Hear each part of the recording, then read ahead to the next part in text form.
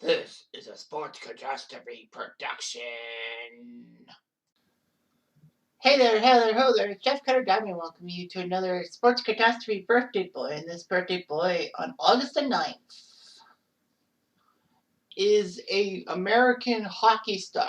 Well, I wouldn't really call him an American hockey star. I'd call him a fucking turncoat. But I mean, after all, Canada has had some great hockey players and all that in the 80s, and he decided to play internationally for the U.S. Can't blame him, kind of. But anyway, he is now 57 years old.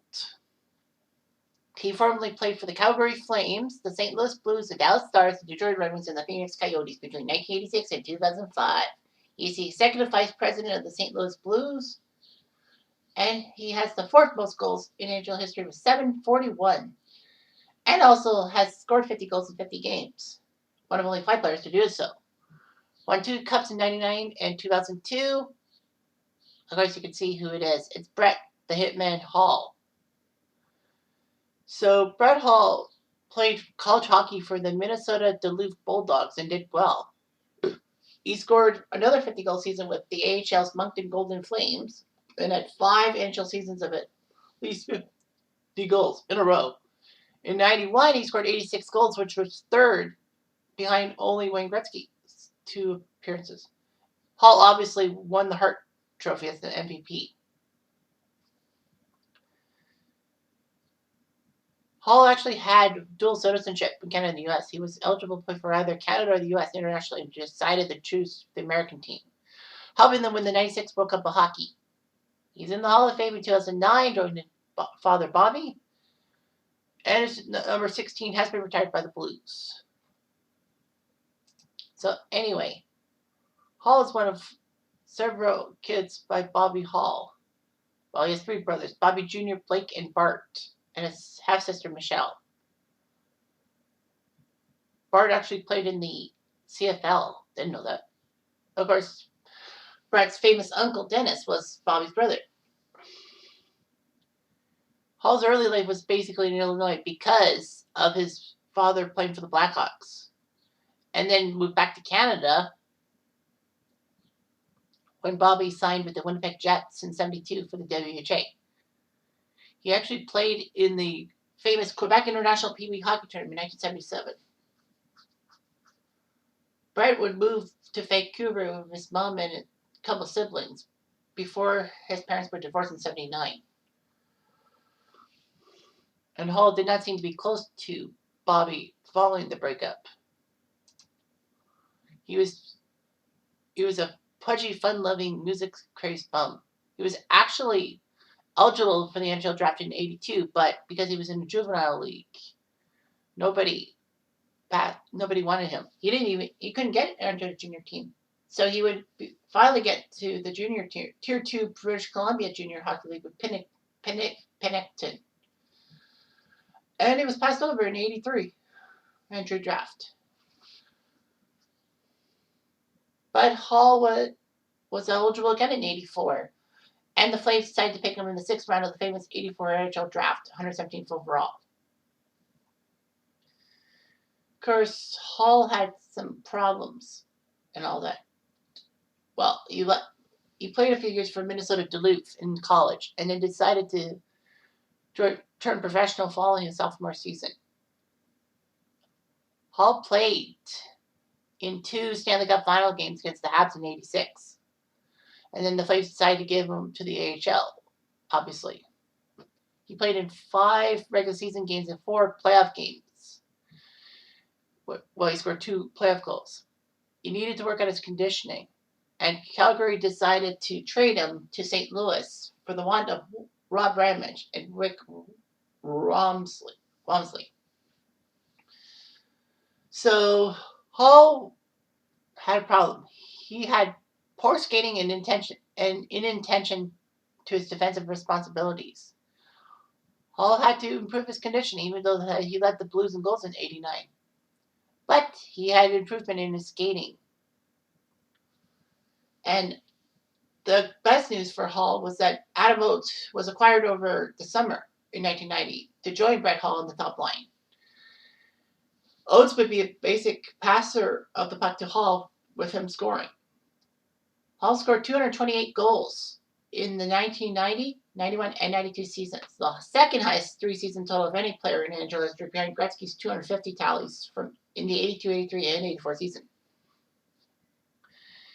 And he scored 50 goals in 50 games in 1991, joining Rocket Richard, Mike Bossy, Wayne Gretzky, and Mario Lemieux to do that. He even repeated the feat the next year. He looked good. He was a goal scorer's goal. Obviously, many of his seasons he had more goals than assists. He won the Hart Trophy in 91 and the Lady Being 1990. His 86 goals were huge. He was one away from tying Gretzky's second best mark of all time, when Gretzky had 87 and 84. And Gretzky, we all know about his 92 goals in 1982. He still was a top priority shooter. Unfortunately, the end was close when Hall was clashing with Mike Keenan, because Hall didn't like how Keenan was changing team personnel. Hall was stripped of the captaincy, and in the media, Hall and Keenan would basically get mad at each other. The Blues didn't know what to do, player or coach. They decided to fire Keenan in 96, and Hall 3 nights later scored a hat trick against the Kings to get 500 goals in his NHL career, which was amazing. Brett Hall was huge for the Blues.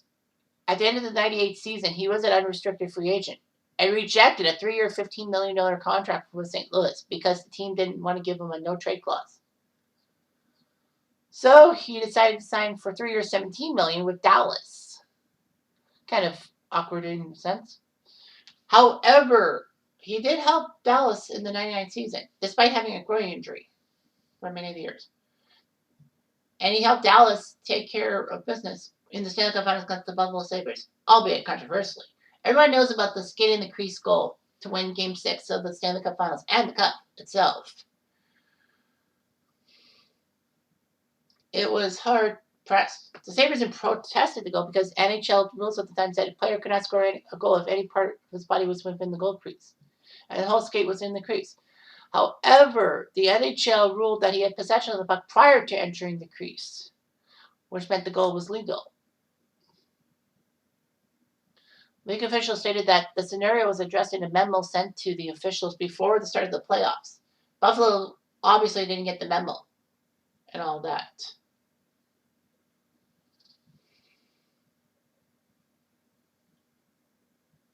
A lot of people actually said that the league altered the Brett Hall rule after the goal was scored, but no, it was actually before the playoffs. Buffalo was not too happy about it. The NHL formally abolished the crease rule prior to the 99-2000 season. Said you can score in the crease, but you cannot interfere with the goalie. Hall wore 22 for Dallas, but that was only because Pat Verbeek wore number 16. And Hall would switch back to 16 after Verbeek left the team. He had a disappointing season and all that. Hall just couldn't score the goals when he needed to. Dallas decided to not exercise their option, meaning he was a free agent. Montreal and New York wanted Brett Hall. I'm surprised Montreal wanted him. Hall decided to sign a 2-year, $9 million contract to get another Stanley Cup ring. Hall would join fellow offseason acquisitions Dominic Hasek and Luc Robitaille on the Red Wings for the 01-02 season. Hall couldn't wear number 16 in a sense because of Vladdy Konstantinov. And Konstantinov, was injured in that limousine accident in 97. So nobody's worn number 16 after Konstantinov. They should just retire it. Hall would actually score 30 goals for the Red Wings, as they were the best team around the President's Trophy. He was actually put on a line with Boyd Devereaux and Pavel Datsyuk. Boyd Devereaux, Kitchener, and Pavel Datsyuk as a young rookie. Hall would actually score 10 goals to lead the Stanley Cup playoffs in goals, which was amazing. He actually scored a hat trick against Vancouver in Game 6 to sink the Canucks after the Canucks were up 2-0 in that series. He would score a couple of key goals in the Stanley Cup Finals, getting his 100th playoff goal. And yeah, Detroit won the Stanley Cup in 5 games over Carolina. Hall seemed to pick up his pace and all that. He signed a year contract with 2004 with the Red Wings, and then he was ready to go. Dallas was on the verge of signing Hall to a one-year contract for 05, but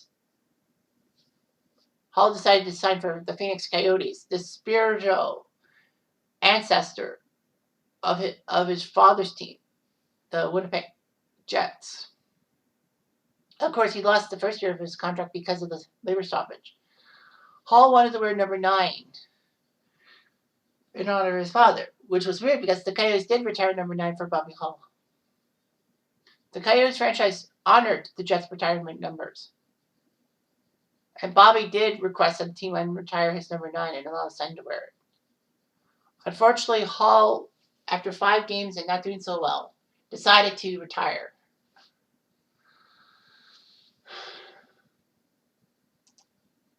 Yeah. The story goes about why he was on the American team, not on the Canadian team internationally, is that when he played for Minnesota Duluth, he was passed over by Team Canada when they selected the roster for the '86 World Hockey Championships. However, the U.S. said that we could use him, and Hall accepted and would help America do well. All that.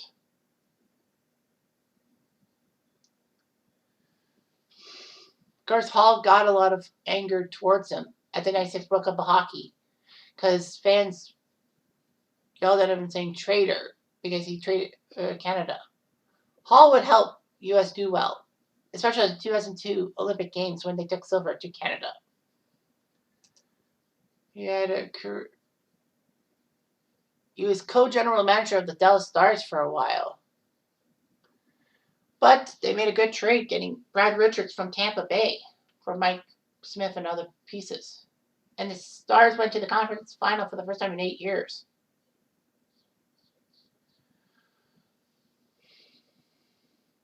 Unfortunately, Hall would be in trouble for signing controversial forward Sean Avery, especially after his derogatory comments towards Dion Phaneuf / Alicia Cuthbert. Dallas missed the playoffs and Hall lost his GM spot.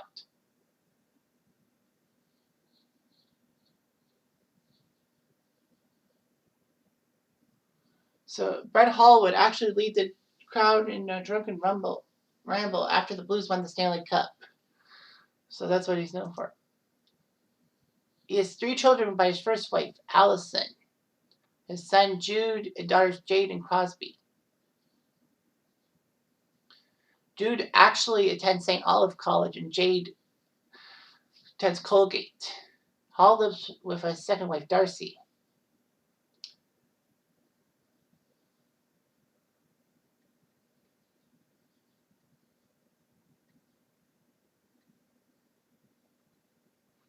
So, yeah.